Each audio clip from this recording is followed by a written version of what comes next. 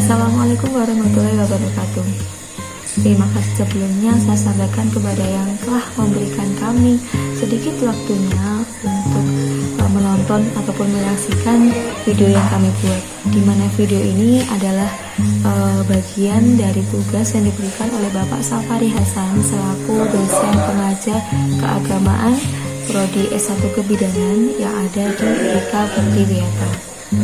Kemudian kami beranggotakan 3 orang, yaitu yang pertama ada Amal Fiska Fitu Sosiala, kemudian yang kedua ada Karisma Ajeng, kemudian yang ketiga ada saya sendiri yaitu Putri Dela Ramadhani.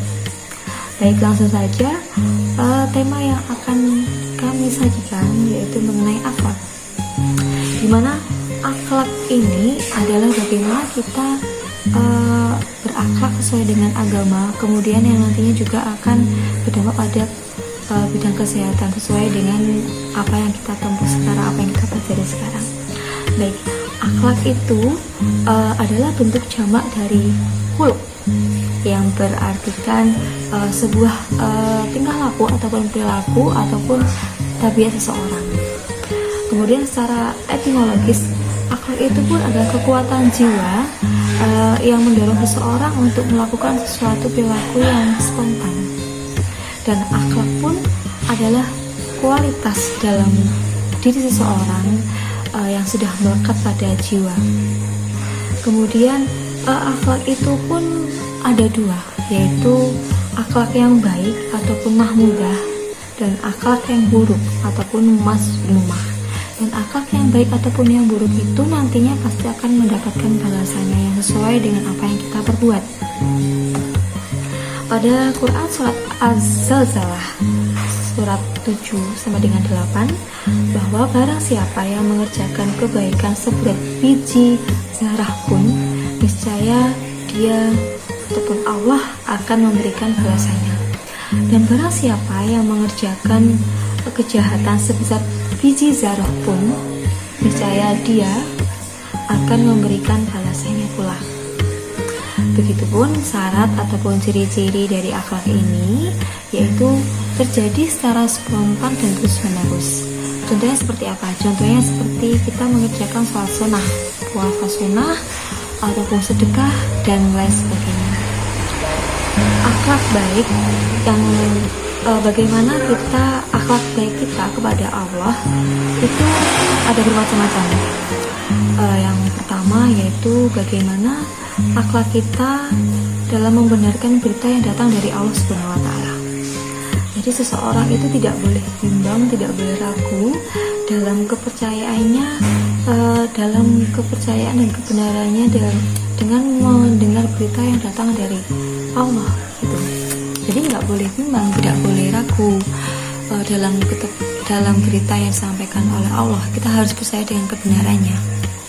Yang kedua, kemudian menerima hukum-hukum yang telah Allah tetapkan dengan mengamalkannya.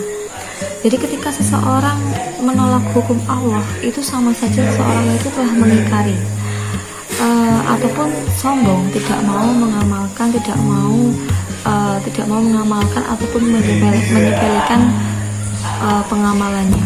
Jadi seseorang itu jika tidak mau menerima ketetapan ataupun hukum yang ditetapkan oleh Allah, dia dianggap melanggar ataupun menolak ataupun mengingkari gitu. Kemudian yang ketiga, ada akhlak kita, bagaimana akhlak kita menerima takdir yang Allah tetapkan dengan sabar dan tawakal. Tidak semua makhluk itu bisa menerima takdir yang ditetapkan oleh Allah. Tidak semua kondisi takdir itu dapat kita terima. Contohnya seperti ditakdirkan sakit, terus ditakdirkan miskin gitu ya. Kan tidak semua orang mau seperti itu. Tidak mau sakit, tidak mau miskin, semua pasti mau yang baik-baik saja. Tapi Allah tetap mempunyai takdirnya sendiri. Allah telah menetapkan takdirnya. Jadi ketika Allah sudah menetapkan takdirnya itu, bagaimana cara kita atau bagaimana akhlak kita untuk menyikapinya, yaitu dengan kita harus sabar, kita harus tawakal, kita harus ridho, kita harus bisa menerima apa yang Allah takdirkan dengan tenang, dengan lapang, dengan ikhlas. Seperti itu. Perkenalkan, nama saya Karisma Ajeng Maharani, NIM 109210006. Akhlak kita kepada Rasulullah. Rasulullah SAW mempunyai misi, yaitu menyempurnakan akhlak, rahmat lil alamin, dan juga bertauhid kepada Allah Subhanahu wa Ta'ala. Bagaimana akhlak kita terhadap Rasulullah SAW? Pertama, menaati Rasulullah SAW baik yang sesuai selera atau tidak, melaksanakan apa yang beliau perintahkan sesuai kemampuan dan menjauhi apa yang beliau larang, seperti Quran Surat An-Nisa ayat 80. Yang kedua, membenarkan semua berita sahih yang datang dari Rasulullah SAW. Allah telah memberikan jaminan kebenaran setiap ucapan yang keluar dari Rasulullah SAW, karena apa yang beliau ucapkan tidak lain adalah wahyu dari Allah Subhanahu wa Ta'ala, seperti firman Allah dalam Quran Surat An-Najm ayat 3 sampai dengan 5.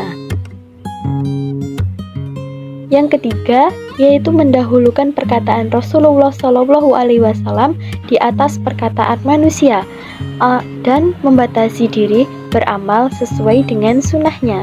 Yang keempat, mencintai ulama, yaitu sahabat, tabi'in, dan tabi'ut tabi'in.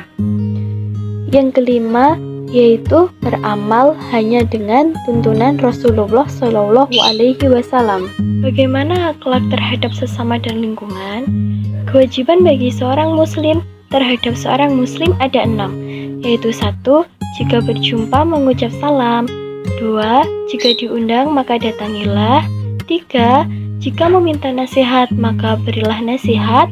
Yang keempat, jika bersin lalu dia membaca Alhamdulillah maka doakanlah Yarhamukallah. Yang kelima, jika sakit maka jenguklah.